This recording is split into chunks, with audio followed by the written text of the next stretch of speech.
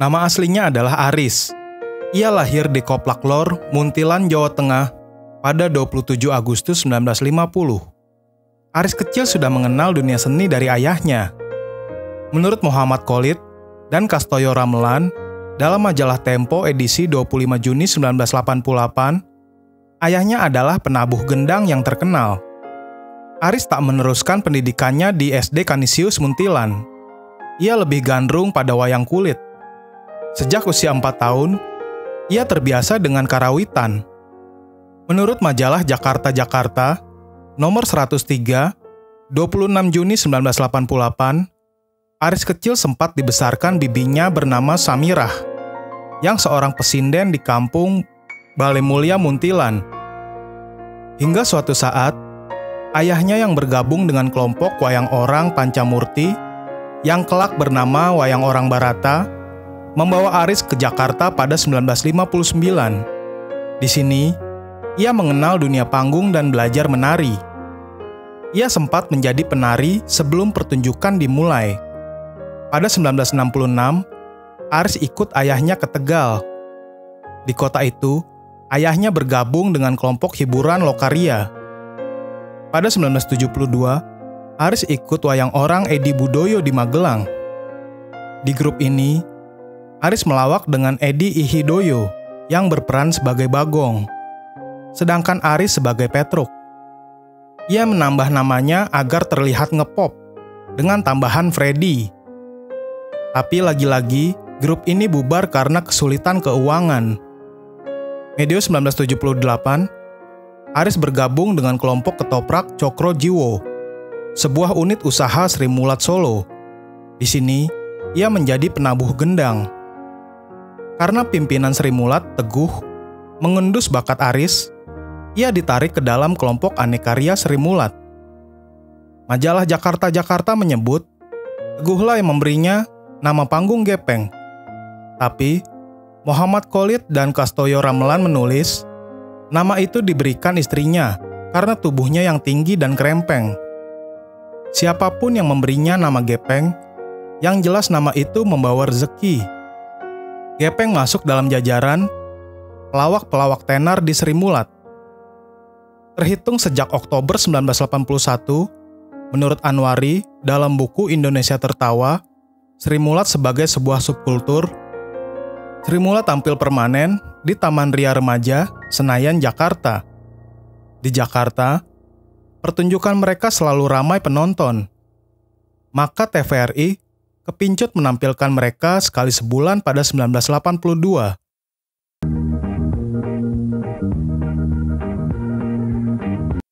Saat itu, Gepeng menjadi sangat populer dengan jargon untung ada saya.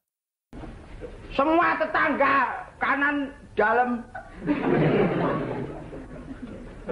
kanan kiri itu semua punya piaraan semua. Saya juga punya. Dulu ada, sapi 14, kerbau 8, ayam 300. Dulu ketek 4. Produser bahkan mengambil kalimat itu sebagai judul film yang dibintangi Gepeng pada 1982. Selain film Untung Ada Saya, Gepeng bermain dalam film Gaya Merayu pada 1980, Gepeng Bayar Kontan pada 1983, dan Gepeng Mencari Untung pada 1983.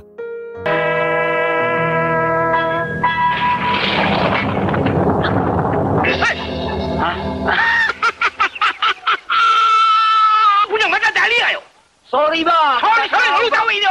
Kerja pegang betul. Sorry, aku tak tahu, Bang. Kalau lagi asik lu toplo dari belakang. Untung Ada Saya juga dijadikan tajuk kaset lawak Gepeng bersama Anekarya Sri Mulat.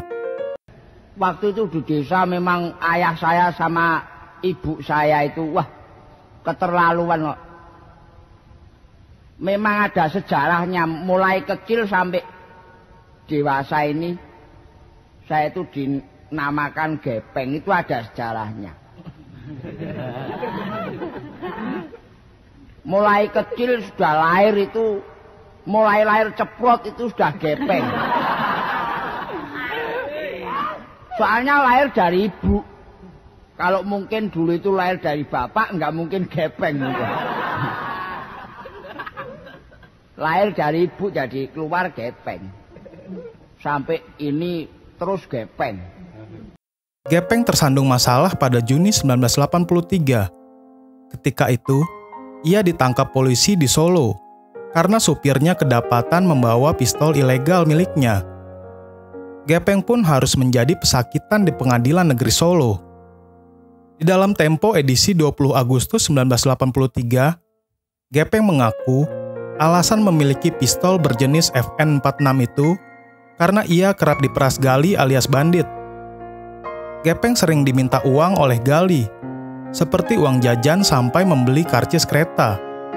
Biasanya, ia diperas 15.000 hingga 20.000 rupiah. Ia juga mengaku membeli senjata api itu karena ditawari dan tak tahu harus memegang surat izin. Gepeng membeli senjata itu seharga 250.000 rupiah. Pada September 1983, Gepeng divonis 5 bulan penjara, potong masa tahanan. Ia harus masuk bui selama 5 bulan, dipotong sejak ia ditahan pada 22 Juni hingga 23 Juli 1983. Dan sejak 23 Juli hingga 10 Agustus 1983, ia menjadi tahanan kota. Ia lantas meminta grasi kepada Presiden Soeharto. Pada 25 April 1985, grasi keluar dari Presiden Soeharto. Gepeng memang beberapa kali diundang tampil di istana, menghibur Presiden Soeharto. Menurut Gepeng dalam majalah Hai, edisi 24 hingga 30 September 1985, ia selalu kewalahan menghadapi penggemarnya. Suatu ketika, saat ia tiba di lapangan terbang untuk pentas di suatu daerah, ia terpaksa menyamar mengenakan wig. Ia pun menginap di hotel berbeda. Ketika pentas, rokok banyak dilempar. Majalah Jakarta menyebut, awal Januari 1986, Gepeng dipecat dari Sri Mulat.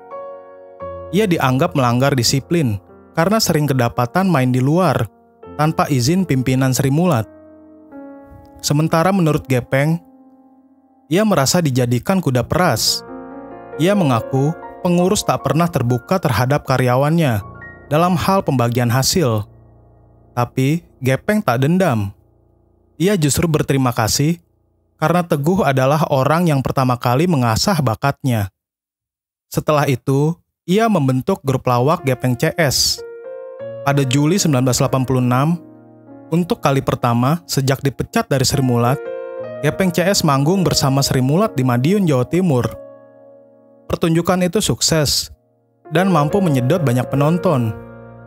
Tapi pada Oktober 1986, Gepeng CS bubar. Kekecewaan Gepeng terhadap pembagian hasil di Sri Mulat justru dilakukannya di grup lawak yang dibentuknya. Anggota Gepeng CS tak puas soal pembagian hasil. Di Semarang, pada Juni 1987, Gepeng membentuk grup baru bernama Sukaria Gepeng CS. Di grup ini beberapa alumni Sri Mulat ikut gabung. Di tengah kesibukannya, Gepeng terserang penyakit lever. Ia memang lama terbuai menenggak minuman keras. Muhammad Cholit dan Kastoyo Ramelan menulis, sebelum terkenal dan masih menjadi pemain ketoprak keliling, konon Gepeng sudah mengenal ciu. Kendati tampil menghibur penontonnya dalam setiap pertunjukan, di luar panggung, Gepeng seperti tak pernah berhasil mendapat hiburan untuk dirinya sendiri, kecuali dari botol minuman. Kehidupannya yang bohemian, ditambah waktu kerjanya yang padat, membuat ia digerogoti lever. Ketika sakit, ia mengaku tak lagi minum minuman keras. Akhir 1987, Gepeng kembali bergabung ke Sri Mulat. Panggung Sri Mulat yang sebelumnya sepi, kembali semarak dengan kehadiran sosok pelawak fenomenal itu. Namun penyakitnya sudah kadung membuat tubuhnya semakin lemah. Saat pertunjukan Sri Mulat di Padang pada Maret 1988, Gepeng muntah darah. Tapi ia tetap mentas di Jakarta sehari berselang. 11 Juni 1988 adalah pentas terakhir baginya.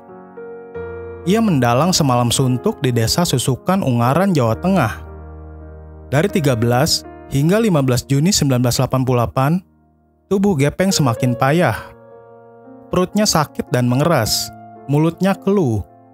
Pada 16 Juni 1988, Gepeng meninggal dunia di Solo, Jawa Tengah. Menurut Umar Khayyam, dalam kolomnya di Tempo edisi 25 Juni 1988, sejak Bing Slamet, tak ada kematian seorang pelawak mendapat perhatian begitu besar dari masyarakat.